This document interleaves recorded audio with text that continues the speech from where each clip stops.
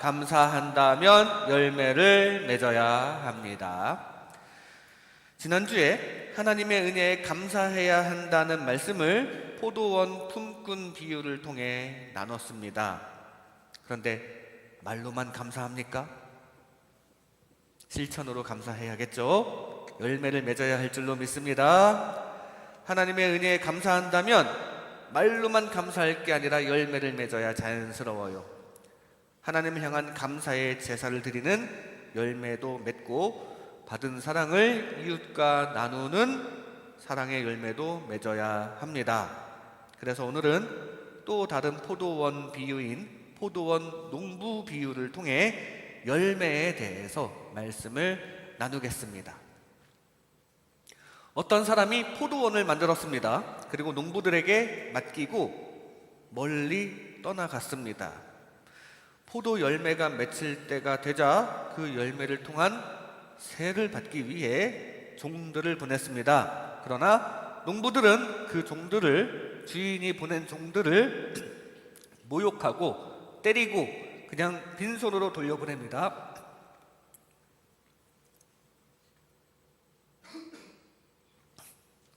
그래서 그 농부 주인은 제차, 3차 종들을 보냈지만 매번 똑같습니다. 열매 없이 빈손으로 돌아옵니다. 결국 주인은 자기 아들을 직접 보내기로 합니다. 내 아들을 직접 보내면 농부들이 두려운 마음을 가지고 열매를 보내겠지, 새를 보내겠지 하는 기대감을 가졌습니다. 그러나 농부들은 오히려 더 악한 마음을 갖습니다. 그 주인의 아들은 상속자이기 때문에 이 상속자를 제거하면 자신들이 이 포도원을 갖게 될 것이라는 계산을 하게 됩니다. 그리고 그 아들을 죽입니다. 이 비유를 말씀하신 목적은 대제사장과 서기관들 들으라고 하시는 말씀이었어요. 욕심 때문에 하나님의 아들인 그리스도 예수님을 몰라보고 예수님을 제거하고 죽이려고 하는 그 사람들을 겨냥한 말씀입니다. 그리고 실제로 그렇게 됩니다. 그 사람들은 욕심만 가득할 뿐 사랑의 열매를 맺을 수가 없는 사람들입니다. 하나님께서는 우리에게 사랑의 열매가 나타나기를 원하시는데요, 욕심에 가득한 우리 사람들은 그게 힘들어요. 그래서 결국 죽어주신 예수님께서 열매를 맺어주시게 되는데요, 이 시간 이런 말씀을 나눌 때 우리도 버려주신 예수님의 희생적인 사랑을 잘 받아들이고 주님의 은혜에 의해 사랑의 열매를 가득 맺는 저와 여러분 되시기를 주님의 이름으로 축복합니다. 먼저 하나님께서는 열매를 원하십니다. 하나님께서는 열매를 원하십니다. 오늘 본문 말씀 10절 말씀에 보면 때가 이름에 포도원 소출 얼마를 바치게 하려고 한 종을 농부들에게 보내니 농부들이 종을 몹시 때리고 거저 보내었거늘. 포도원 주인이 포도원 소출 중에 일부를 소장료로 받는 건 당연한 겁니다. 새 들어서 장사하는 사람이 건물주에게 월세를 내는 게 당연하죠. 예수님께서는 이 당연한 상황을 예로 들어서 하나님과 우리와의 관계를 설명하시는데요, 여기 나오는 포도원 소출이 바로 우리가 맺어야 할 사랑의 열매를 뜻합니다. 포도원 주인이 소출을 요구하는 게 당연하듯이 이 세상의 주인이신 하나님께서도 자녀된 우리들로 하여금 열매 맺기를 원하십니다. 하나님께서 주신 사랑에 대해 우리가 감사해야 하고요, 받은 사랑을 이웃과 나누기를 원하십니다. 이렇게 우리는 하나님께 사랑받았음을 깨닫고 열매를 맺어야 합니다. 왜냐하면 우리 모두는 사랑이신 하나님께서 지으셨으며 사랑이신 하나님의 형상을 닮은 존재이기 때문에 하나님처럼 사랑 가득한 모습을 나타내는 것이 기본입니다. 하나님 앞에서 하나님의 속성인 사랑의 열매를 가득 맺으시기 바랍니다. 그걸 하나님께서 원하신다는 사실이에요. 하나님의 사랑을 깨닫고 그 받은 은혜 감사하고 그 받은 사랑을 나누는 저와 여러분 되시기 바랍니다. 그래서 예수님께서는 제자들과 함께 무화과 나무 앞을 지나가실 때 열매 없이 잎만 무성한 무화과 나무를 빗대어서 당시 사람들의 신앙이 형식만 무성하고 사랑의 알짜배기는 없다는 것을 지적하신 것입니다. 우리는 하나님께로부터 받은 사랑을 꼭 기억하며 감사를 드리는 열매와 사랑을 나누는 열매를 맺는 그리스도인 되시기 바랍니다. 그것이 이 세상 주인이신 하나님 앞에서 우리가 당연히 맺어야 할 열매예요. 조지 오웰의 동물농장이라는 유명한 소설이 있습니다. 농장의 동물들이 반란을 일으켜 인간의 지배에서 벗어나는데 그 동물들 세계 안에서 거짓과 부패를 통해 슬슬 농장을 지배하는 동물이 또 생겨나는데요. 돼지가 그런 역할을 하죠. 그 이야기입니다. 당시 소련의 사회주의를 비판한 것으로 보이지만 사실 거의 모든 인간 사회에도 적용할 수 있는 요소가 많은 이야기예요. 그 소설에서는 농장 주인을 악덕한 주인으로 묘사합니다. 그러나 그런 악덕적인 요소만 빼면 우리의 주권자이신 하나님을 바라보는 것과 흡사합니다.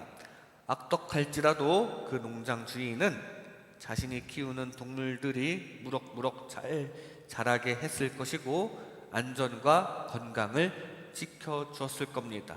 농장 주인은 사실 농장의 동물들에게 사랑을 주는 존재거든요. 동물들 입장에서는 농장 바깥에 야생 상태로 있는 것보다는 훨씬 더 복받은 상황이었을 거예요. 그런데도 동물들은 이 농장 주인을 악덕한 사람으로만 보고 동물들끼리 연합해서 그 사람, 그 주인을 농장에서 몰아냅니다.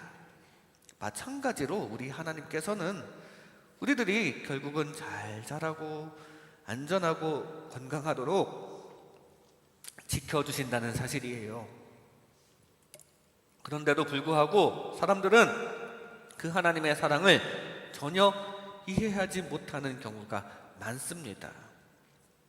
어떤 사람들은 성경에 나오는 하나님을 악하게 보기도 합니다.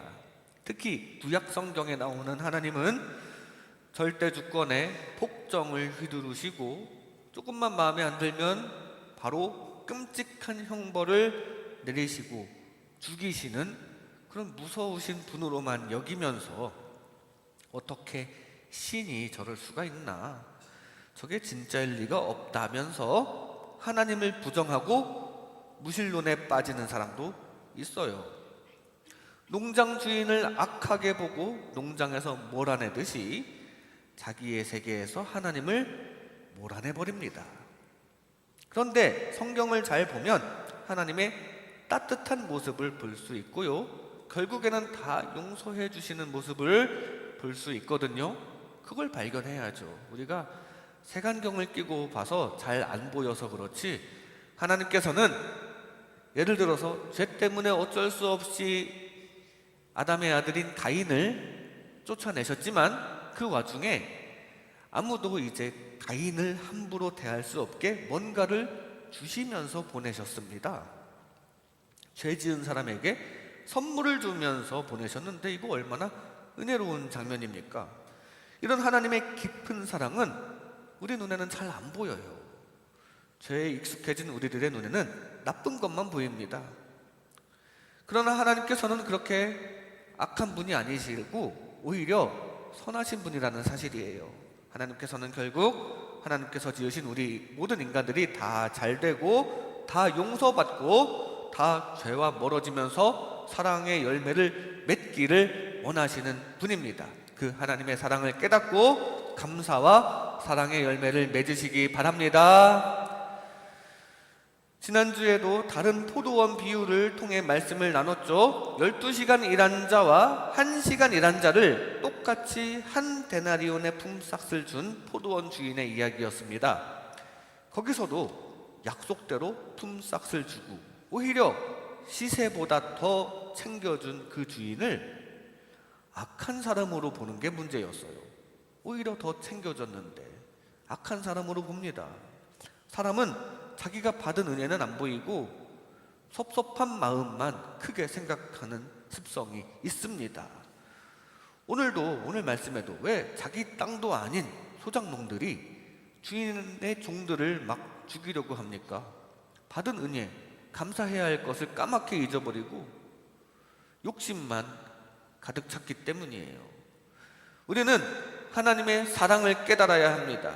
내 욕심을 다 채워주시지 않는다고 하나님을 악하게 보지 말아야 합니다. 지금 당장 내 소원을 들어주시지 않을지 모르지만 하나님은 분명히 계십니다. 그리고 분명히 우리를 세세토록 살피시고 우리에게 가장 좋은 길로 인도하시고 섭리하시는 중이기 때문에 지금 당장 내 뜻대로 안 주시는 것일 수도 있어요. 우리는 그 하나님을 믿어야 합니다. 우리 한 사람 한 사람을 사랑하고 계시는 그 하나님의 사랑을 반드시 깨달으시기 바랍니다. 그 하나님을 악하게 보지 마시기 바랍니다.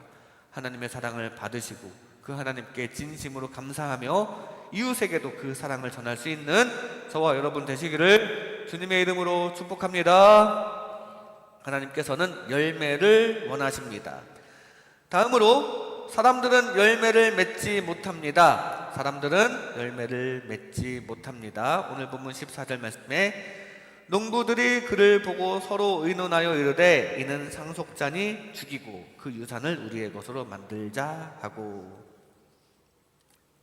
종들을 다 때리고 빈손으로 돌려보낸 이 농부들은 이제 주인의 아들까지 죽입니다. 포도원 주인이 두려운 분인 줄 알면, 그의 존재와 그의 힘을 안다면 그러지 않았을 것인데 나중에 어떤 후환이 닥칠지 생각지 못하고 그저 눈앞의 이익만 생각합니다. 그 포도원 주인의 존재를 망각한 거죠. 우리 사람들이 하나님의 존재를 망각하고 잊어버리는 것처럼 포도원 주인 무서운 줄 모릅니다. 이 상속자를 내가 지금 죽이면 나중에 이 포도원이, 이 세상 것이 우리에게 돌아올 것이다 라는 생각뿐이었어요. 당시의 관습에 의하면 주인이 상속자 없이 사망한 경우에는 그 토지에 대한 권리가, 상속자가 없으면 이제 거기를 관리하는 사람이 그 권리를 갖게 됩니다. 아니면 거기에 거주하는 사람에게 우선적으로 권리가 주어졌다고 합니다. 지금 실제적으로 그 토지를 관리하고 있는 게 자기들 소작농들이거든요. 그리고 거기에 거주하는 자기 자신들이 이제 거기를 상속받을 수 있을 거라고 생각하고 있어요. 이 포도원 주인하고 나이 차가 좀 있었는지, 그래서 그 주인이 곧 있으면, 몇 년 있으면 곧 죽을 것 같은데 그 주인이 죽기라도 하면 그 상속분이 아들이 없으면 이제 그 상속자가 없으니까 그때 자기들이 상속받아 그 재산을 차지하려는 심산이었습니다. 여기 보면 몇몇 사람이 죽으면 그게 자기 것이 될 거라는 착각이 들어있어요. 포도원 주인이 죽고 아들도 죽고 그러면 내 것이 될 것이다 라는 착각입니다.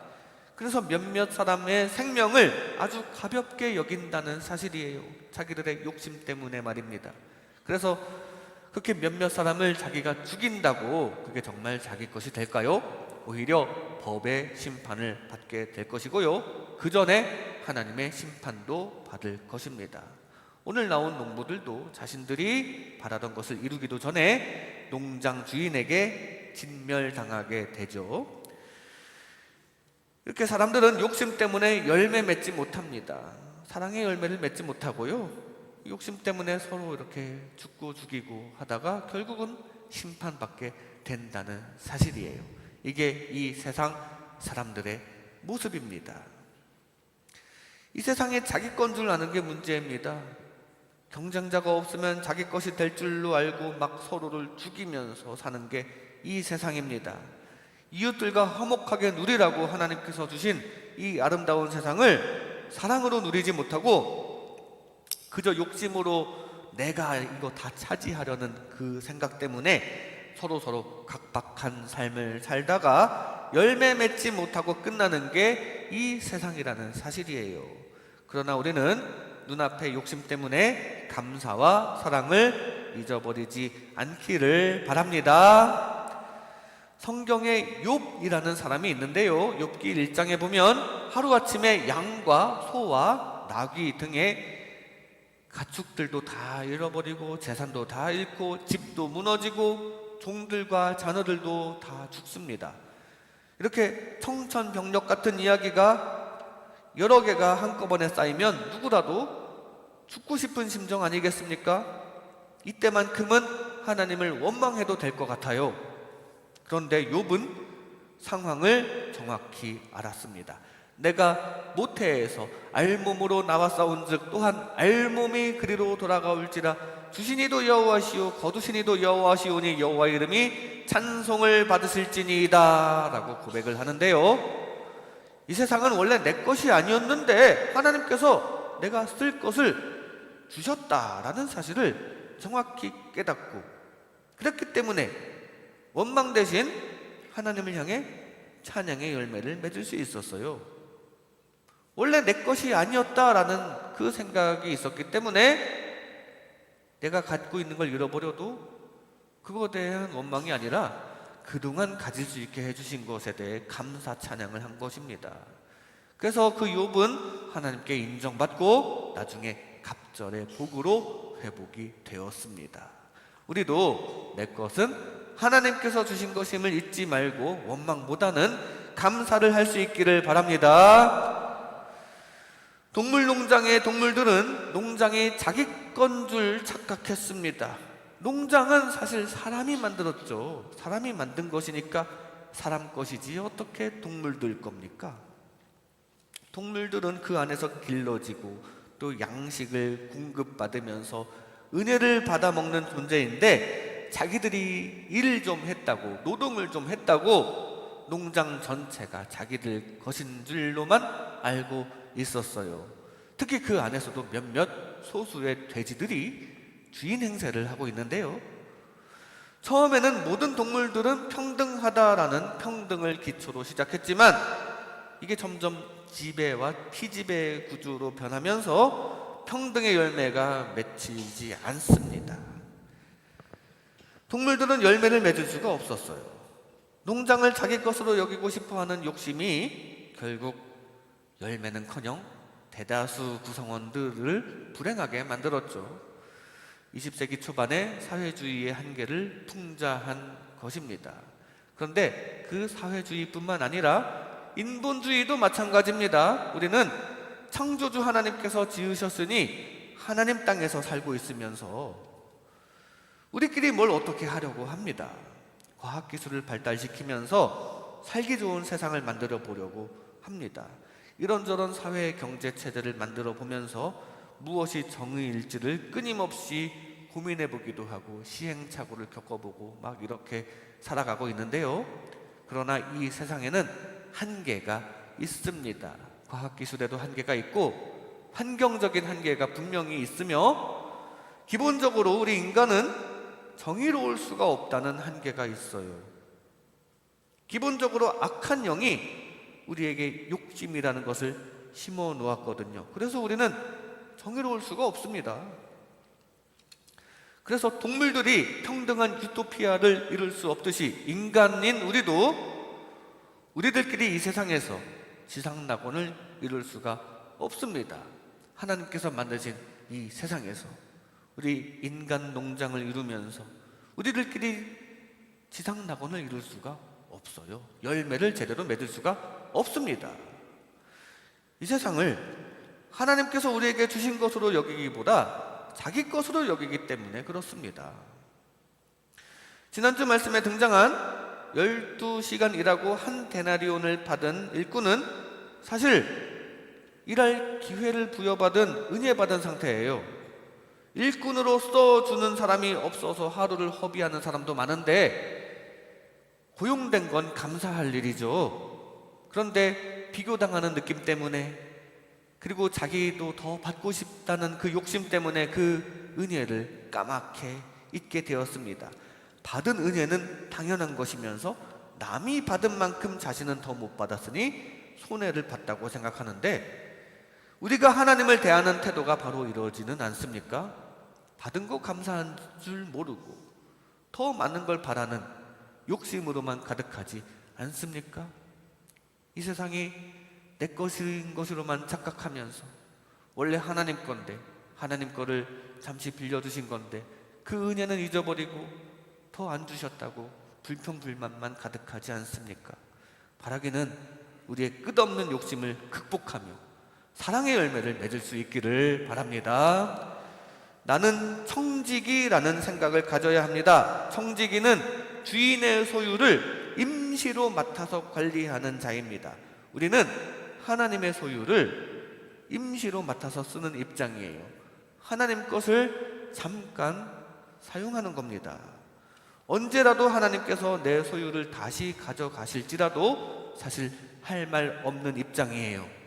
내가 가지고 있는 모든 것은 하나님께서 맡겨주신 것이라는 생각으로 늘 감사를 잊지 마시기 바랍니다. 그리고 내게 주신 것을 하나님의 뜻대로 사랑의 열매를 맺는데 잘 사용하는, 그래서 결국 주님께 칭찬받고 하늘에 복이 가득하게 되는 하나님 나라 백성 되시기를 주님의 이름으로 축복합니다. 사람들은 열매를 맺지 못합니다. 마지막으로 예수님께서 열매를 맺어 주십니다. 예수님께서 열매를 맺어 주십니다. 오늘 본문 16절 말씀에 와서 그 농부들을 진멸하고 포도원을 다른 사람들에게 주리라 하시니 사람들이 듣고 이르되 그렇게 되지 말아지이다 하거늘. 주인의 아들이 죽임당함을 계기로 농부들을 다 처벌하였으며 농장은 이제 다른 사람들, 즉 선한 일꾼들로 채워져서 견고해지는 모습입니다. 17절 말씀에 보면 그들을 보시며 이르시되 그러면 기록된 바 건축자들의 버린 돌이 모퉁이의 머릿돌이 되었느니라 함이 어찌미냐. 사람들은 이 포도원 주인의 아들을 내쫓아서 죽였지만 그렇게 버림받은 아들이 큰 열매를 맺는다는 이야기입니다. 이것은 바로 우리 예수님을 뜻하는 것이에요. 건축자에 의해 던져진 돌처럼 유대인에 의해 버림받으셔서 십자가에 달려 돌아가신 우리 예수님께서는 장차 그 어떤 것이 와서 부딪혀도 다 깨지게 될 정도로 강한 존재가 되십니다. 즉 굳건한 하나님의 나라를 이루신다는 말씀입니다. 결국 아버지 하나님께서 그토록 원하시는 사랑의 열매를 맺게 될 것이고, 그것은 세상 어떤 권세보다, 어떤 악한 것보다 더 강한 것이 될 것입니다. 이렇게 예수님께서 사랑의 열매를 맺어 주십니다. 세상의 욕심에 발목이 잡혀 사랑의 열매를 제대로 맺을 수 없는 우리들을 위해, 그래서 사랑의 하나님을 만날 수 없는 우리들을 위해 친히 이 땅에 내려오셔서 대신 죽어주시는 사랑을 실천하시고 이 세상에 가장 큰 열매를 맺어 주십니다. 예수님의 희생이 가장 크고 단단한 열매를 맺어 주신다는 사실이에요. 우리는 그 열매를 받아서 우리의 주인 되시는 하나님을 만나 영원히 예수님과 함께 견고한 하나님의 나라를 이루어야 될 줄로 믿습니다.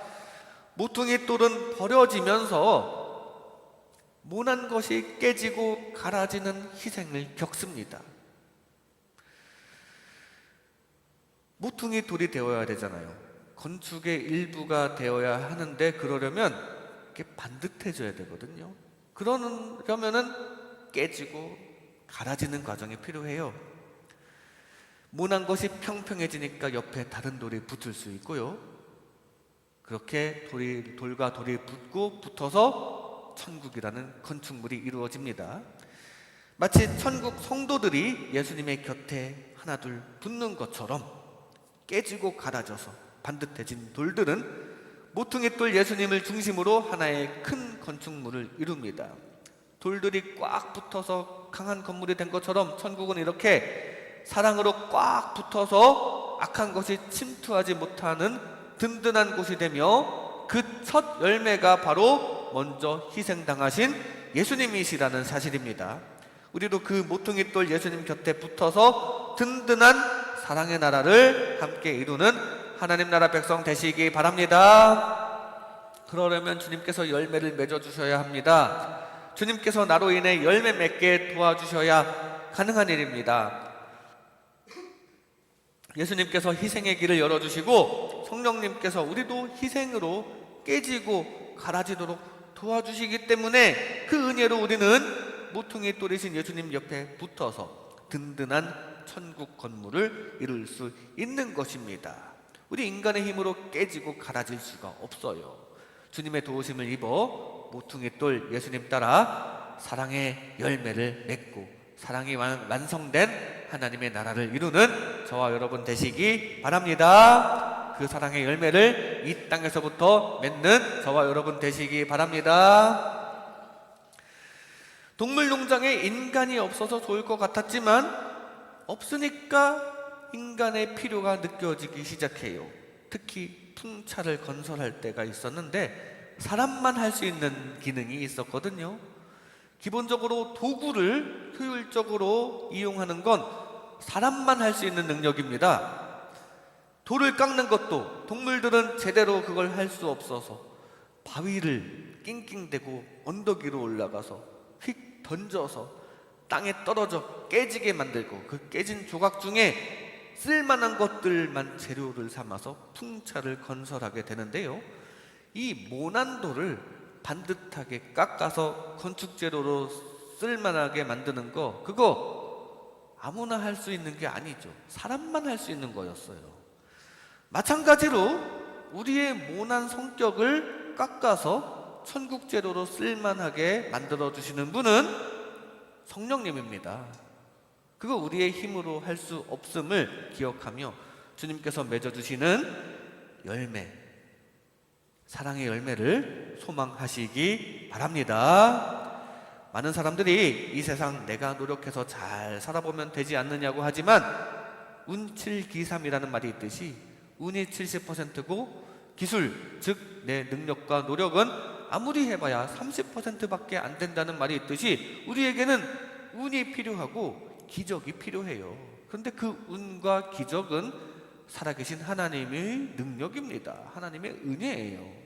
내 힘으로 열매 맺을 수 없음을 절실히 깨닫고 그 하나님의 은혜를 소망하시기 바랍니다. 이런 기술적인 것, 이 세상의 능력적인 것은 물론이고 우리 도덕적인 것, 사랑을 맺는 것, 그건 더더욱 하나님께서 해주시는 거예요. 겸손히 주님의 은혜를 받아서 내 안에 사랑의 열매를 맺어야 합니다. 우리가 주님의 은혜를 받지 못하는 것은 교만하기 때문입니다. 내가 어떻게 착한 마음으로 사랑을 좀 행해 보겠노라고 노력을 해도 우리의 능력으로는 열매를 맺기가 어렵습니다. 교만하지 말고 겸손해야 해요. 교만은 에덴 동산에서 아담부터 시작된 나쁜 버릇입니다. 포도원에서 일하고 있는 농부들이 이 농장을 자기 것인 것처럼 생각하는 것도 교만이었어요. 그러나 사실은 자기 것이 아니었죠. 12시간 일한 품꾼이 자기는 12배를 받아야 한다고 생각하는 것도 교만이었습니다. 그러나 사실은 자기가 받은 한 데나리온도 큰 은혜였다는 사실이에요. 우리는 교만하지 말고 내 능력만 믿지 말고 주님 안에 겸손해야 합니다. 내 마음에 착한 마음씨로 어떻게 선한 열매를 맺을 수 있다고 생각하지 말고 전적으로 주님의 도우심을 입어야 합니다. 하나님, 제가 죄를 멀리하고 사랑을 베풀 수 있게 도와주소서. 늘 이렇게 주님을 의지하면서 성령님께서 맺어주시는 사랑의 열매를 맺는 저와 여러분 되시기를 주님의 이름으로 축복합니다. 이 시간 감사한다면 열매를 맺어야 합니다. 감사한다면 열매를 맺어야 합니다 라는 제목으로 하나님의 은혜를 나눴습니다. 하나님께서는 열매를 원하십니다. 하나님을 악하게 보지 말고 하나님의 사랑을 발견하며 감사의 열매를 맺어드리시기 바랍니다. 사람들은 열매를 맺지 못합니다. 모든 것은 하나님께서 주신 은혜임을 잊지 마시기 바랍니다. 예수님께서 열매를 맺어주십니다. 겸손히 주님의 도우심을 받아 사랑의 열매를 맺는 저와 여러분 되시기를 주님의 이름으로 축복합니다.